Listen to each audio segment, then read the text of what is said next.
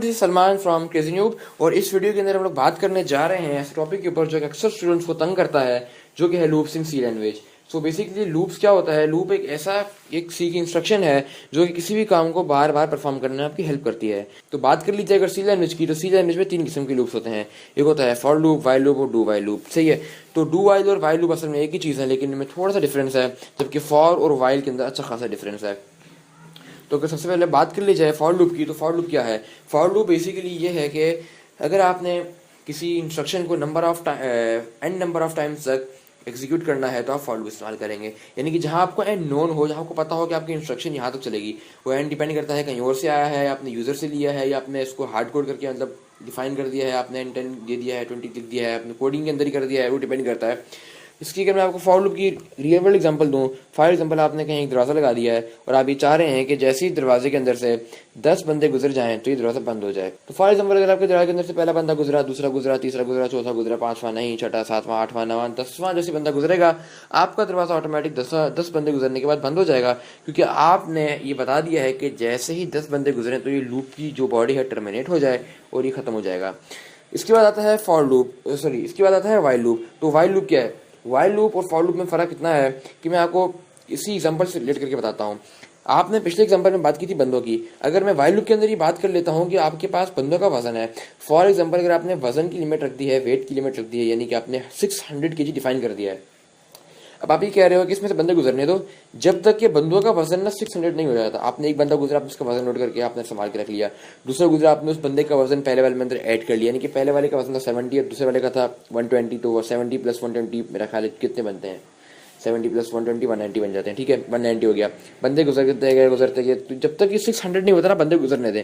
अब इसमें से हो सकता है आप बहुत सारे बंदे गुजारते हैं, 5-5 10-10 kg के बंदे, ठीक है, या फिर आप मार्क हेनरी जैसा बंदा एक ही गुजार दें, जो जिसका वजन ही मेरा ख्याल है कुछ 600-700 किलो होगा लगभग, मुझे पक्का याद नहीं है, तो डिपेंड करता है। लेकिन उसमें आपको मजे की बात, जो समझने वाली बात है वो ये है कि आपको ये नहीं पता कि बंदे कितने गुजरेंगे वाइल लूप के अंदर, आप कितनी दफ़ा लूप चलेगा। जबकि अगर आप फॉर लूप की बात कर ली जाए, तो फॉर लूप में आपको कंफर्म एग्जैक्ट पता है कि आपके जो लूप की बॉडी है वो कितनी दफ़ा एग्जीक्यूट करेगी। वाइल लूप में ऐसा नहीं है।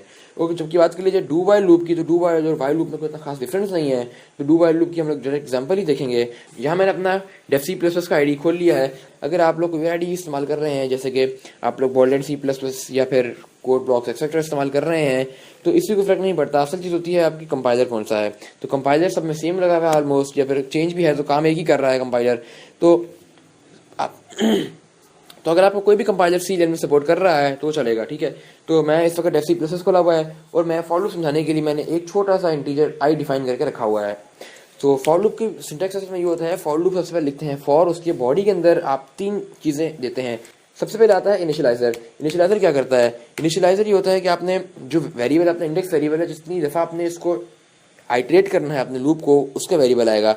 उसको आप 0 भी कह सकते हैं, उसको आप n टाइम्स भी कह सकते हैं। मतलब n आपने कहीं और डिफाइन किया हुआ था, आपकी किसी और प्रोग्राम की पार्ट से आ रहा है या आपने यूज़र से लिया, तो डिपेंड्स।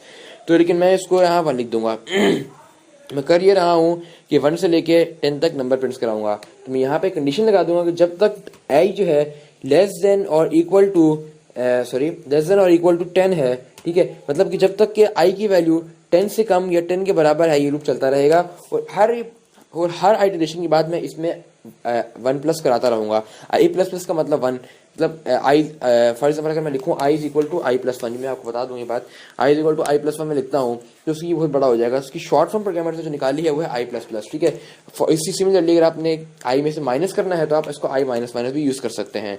तो यहाँ पे इस तरह मैंने i++ यूज़ किया है। तो अब मैं इस लूप की बॉडी में सिंपल कुछ नहीं करूँगा, मैं सिर्फ प्रिंट कर दूंगा नंबर्स कुछ थोड़े से जो कि इंटीजर टाइप के हैं। तो मैं %d यूज़ करूँगा इंटीजर के लिए, और एक मैं \n लगा दूंगा ताकि ये हर नंबर के बाद नई लाइन पे चला जाए, आपको हर नंबर अलग अलग अलग नजर आए। तो मैंने यहाँ पे i लिख दिया। उसके बाद इस प्रोग्राम को रन करके देखता हूँ। आप देख सकते हैं कि 1 2 3 4 5 6 7 8 9 10 तक ये प्रिंट हो चुका है। अब मैं थोड़ी सी चेंजेस करता हूँ। मैं यहाँ पे 1 की जगह 10 लिख दूंगा और मैं ये लिख दूंगा while i is greater than 0, क्योंकि मैं इस लूप को ऑलमोस्ट उल्टा कर रहा हूँ। और यहाँ पे i++ की जगह i- में लिख दूंगा। अब हो ये रहा है कि i की इनिशियल वैल्यू 10 है जो यहाँ प्रिंट हो जाएगी। उसके बाद i जो है, क्योंकि 0 से बड़ा है, क्योंकि i 10 है, तो ये चलता रहेगा। और i में से माइनस के बाद 9 करते करते देखते हैं कहाँ तक प्रिंट करता है। तो इसमें सेमीकोलन का प्रॉब्लम आ रहा है, सेमीकोलन डिलीट हो गया था मेरे से। इसको मैं रन करता हूँ तो ये देखिए 10 9 8 7 6 5 4 3 2 1 आ रहा है। और अगर मैंने 0 भी प्रिंट करना है तो मैं यहाँ पे इक्वल टू लगा दूंगा तो ये 0 भी प्रिंट कर देगा। ठीक है, उम्मीद करता हूँ आपको फॉलो समझ में आ गया होगा। हम लोग वाइल और डू वाइल की बात नेक्स्ट वीडियो में करेंगे। इस वक्त इतना ही काफ़ी है। सो मेरे चैनल को सब्सक्राइब करना ना भूलिएगा, क्योंकि मैं इस वक्त आप लोगों के लिए काफ़ी वीडियोस अपलोड करूँगा। तो थैंक यू फॉर वॉचिंग। आपसे नेक्स्ट वीडियो में मुलाकात होती है।